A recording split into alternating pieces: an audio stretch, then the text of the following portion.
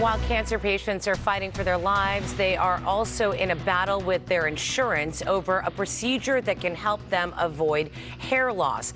Now, one cancer survivor is making that battle her next mission. Casey Montoya has the story live from Beverly Hills. Casey.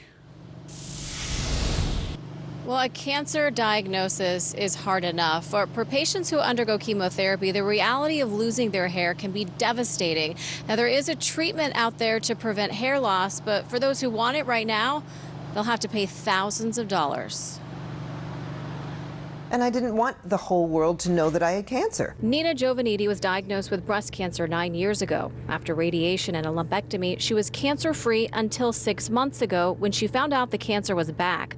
Her doctors wanted to aggressively attack it with chemotherapy, meaning total hair loss was likely. I knew that keeping my hair was a huge part of my identity. Not only me personally, because I really, love my hair, but also because of society, because of the way you're looked at, the way you're treated. Nina's doctor said she knew a way to prevent hair loss by using a technique known as scalp cooling. The Beverly Hills Cancer Center offers patients the option of using DigniCap, an FDA-cleared cooling machine attached to a cap to ensure a constant temperature. Yes, your head is very cold. You are very, very cold. It's 30 degrees. Your head is 30 degrees for hours. By cooling the scalp, hair follicles absorb fewer chemotherapy agents, significantly reducing hair loss. In FDA trials, more than 66% of breast cancer patients kept at least half of their hair.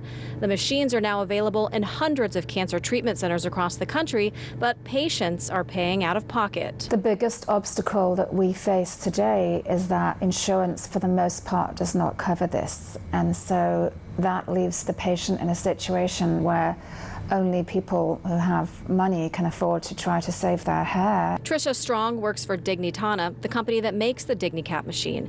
She says hair loss isn't just a concern for women. One gentleman I helped was an accountant, and he said to me that if his clients knew that he had cancer, they wouldn't have him do their taxes, knowing he might not be around this time next year. Trisha had breast cancer 8 years ago, so she knows exactly what these patients are going through.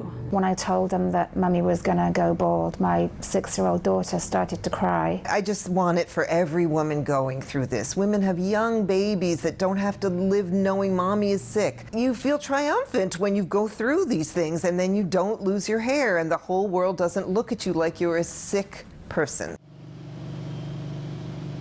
Most patients will spend anywhere between $1,400 and $2,800 on the treatment. And there is an organization called hairtostay.org that can help people who can't afford it pay for part of the cost. We'll get that information on our website.